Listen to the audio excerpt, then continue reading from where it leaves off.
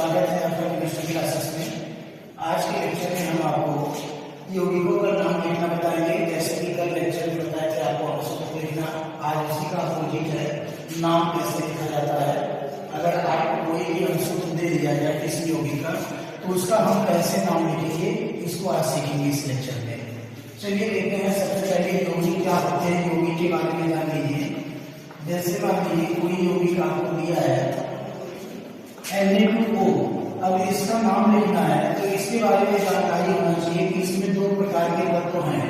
एक को कहा जाता है दाता परमाणु, और दूसरे को कहा जाता है ग्राही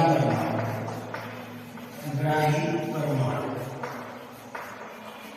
सबसे जरूरी है कि इन दोनों की पहचान, जब तक हम दाता और ग्राही को पहचानेंगे नहीं तब तक हम इसका नाम नहीं लिख सकते।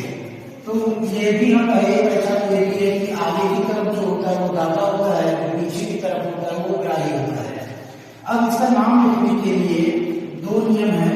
पहला है कि दाता के नाम में कोई परिवर्तन नहीं किया जाता है। कोई परिवर्तन नहीं किया जाता है। इसके नाम लिखने के लिए पहला नियम है कि दाता के नाम में कोई परिवर्तन नहीं किया जाता है। इसका जैसे है वैसे नाम लिख देते हैं। जैसे इसका नाम है सोडियम, तो सोडियम इसका नाम लिखेंगे। और दूसरा इसका नियम है कि ग्राही के नाम में अनुलग्न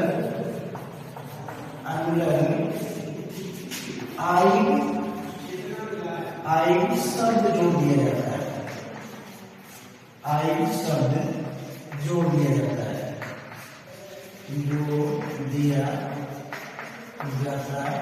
है। तो इसके नाम लिखने के दो नियम है।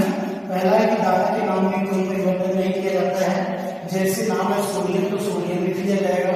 और दूसरा है कि ग्राही के नाम में अनुलग्न, अन का मतलब होता है पीछे और लग्न का मतलब होता है लगा दिया जाता है। अन का मतलब होता है पीछे, इसके पीछे जो है आइड शब्द लगा दिया जाता है या जोड़ दिया जाता है। जैसे ऑक्सीजन है तो ऑक्सीजन में आइड जोड़ देंगे हो जाएगा ऑक्साइड।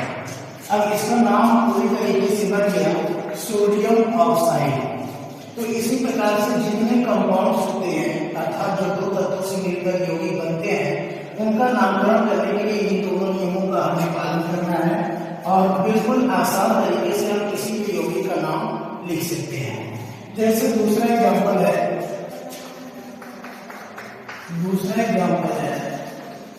MgCl2। अब MgCl2 में जो Mg है वो दाता परमाणु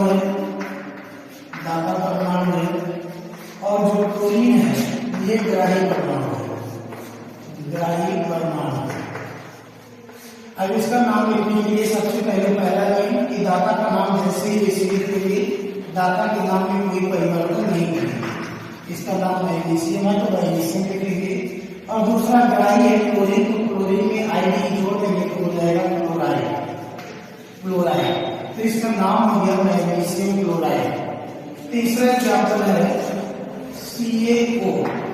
ये एक यौगिक है, इसमें दाता परमाणु है कैल्शियम, ये है दाता परमाणु, और ऑक्सीजन है ग्राही परमाणु। अच्छा, दाता और ग्राही से मतलब है इलेक्ट्रॉनों के लेवल से। ये दाता इसलिए है क्योंकि ये दो इलेक्ट्रॉनों को डोनेट कर रहा है यहाँ पर, और ये ग्राही इसलिए है क्योंकि ये दो इलेक्ट्रॉन को ग्रहण कर रहा है। ग्राही का मतलब होता है ग्रहण करने वाला, अर्थात इलेक्ट्रॉन को ग्रहण करने वाला ग्राही परमाणु, और इलेक्ट्रॉन को देने वाला दाता परमाणु कैल्शियम। अब इसका नाम लिखने के लिए सबसे पहले कैल्शियम लिखते हैं और कैल्शियम के नाम में कोई परिवर्तन नहीं करेंगे। इसके बाद ऑक्सीजन है, ऑक्सीजन में आईडी जोड़ देंगे तो हो जाएगा ऑक्साइड। इस तरीके से इसका पूरा नाम है कैल्शियम ऑक्साइड। और भी एग्जाम्पल हम आपको कैसे बता सकते हैं। जैसे चौथा एग्जाम्पल है SrH2। यहाँ पर दाता परमाणु कैल्शियम, तो स्ट्रांसियम लिख लेंगे, स्ट्रांसियम। और ड्राई है हाइड्रोजन, आईडी जो है ये हो जाएगा हाइड्राइड, स्ट्रांसियम हाइड्राइड। और कार्बोनिक एसिड H2O, यहाँ पर दाता है हाइड्रोजन, इसका नाम लिख लेंगे हाइड्रोजन। और ड्राई है ऑक्सीजन, ऑक्सीजन में आईडी जोड़ देंगे ऑक्सीजन। तो देखिए कितनी आसानी से हम किसी भी यौगिक का नाम लिख सकते हैं, चाहे आपको कुछ पता हो या ना पता हो। अगर तत्वों के बारे में थोड़ी सी भी जानकारी है, इलेक्ट्रॉन दाता परमाणु कौन सा है, इलेक्ट्रॉन ड्राई परमाणु कौन होता है, तो उसका नोमेनक्लेचर हम बहुत आसानी से कर सकते हैं। इसके लिए आप एक्सरसाइज, इसमें भी हम आपको कुछ एक्सरसाइज दे रहे हैं जिसको आप सब प्रयास कीजिएगा।